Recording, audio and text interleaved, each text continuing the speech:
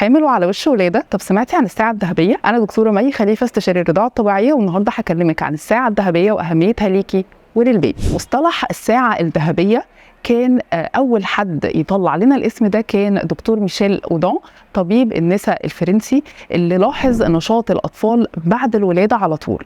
الطفل بعد ما بيتولد بيكون في حاله استكشاف وحاله نشاط، وده لانه هو بيدور على الرضاعه الطبيعيه بشكل فطري.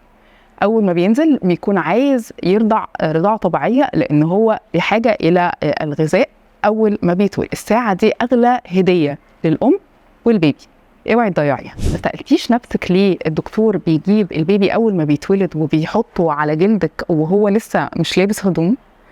ده علشان هو عايز يعمل التلامس الجلدي او السكين تو سكين في اول ساعه، اللي هي الساعه الذهبيه. التلامس الجلدي ده بيكون ليه فوائد ليكي وللبيبي. البيبي لما بنحطه في حضنك ده بيهديه وبيساعده ان هو ينظم ضربات قلبه والتنفس بتاعه. حاجة تانية كمان بيساعده ان هو يكون اهدى، بيساعد النمو العقلي بتاعه، وكمان بيساعده ان هو ينظم ضربات قلبه. عارفة ان البيبي اول ما بيتولد بيبقى قادر يسمعك ويشم ريحتك ويشوفك من مسافة قريبة، وده بيهديه ويحسسه بالامان. وده الهدف من ان احنا نحطه على جلدك ويكون جلدك لامس جلده علشان يحصل ده ويكون فيه فوائد ليه وليك. فايدة التلامس الجلدي ده في أول ساعة ليكي أنت كمان كأم كبير جدا. أول حاجة هو بيعلي هرمون البرولاكتين اللي هو هرمون الرضاعة علشان يزود اللبن.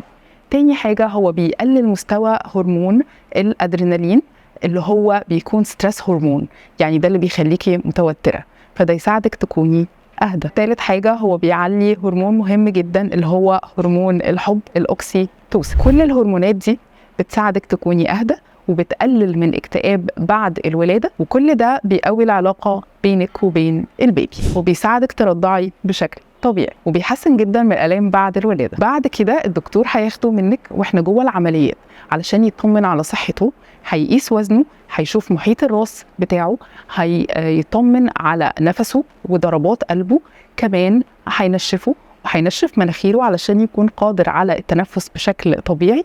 والحاجة التانية ان هو هياخد حقنتين، حقنة فيتامين ك وحقنة فيروس كبدي ب. وبكده نكون عرفنا يعني ايه الساعة الذهبية وفوائدها ليكي وللبيبي. هو ده كان موضوع حلقتنا النهاردة.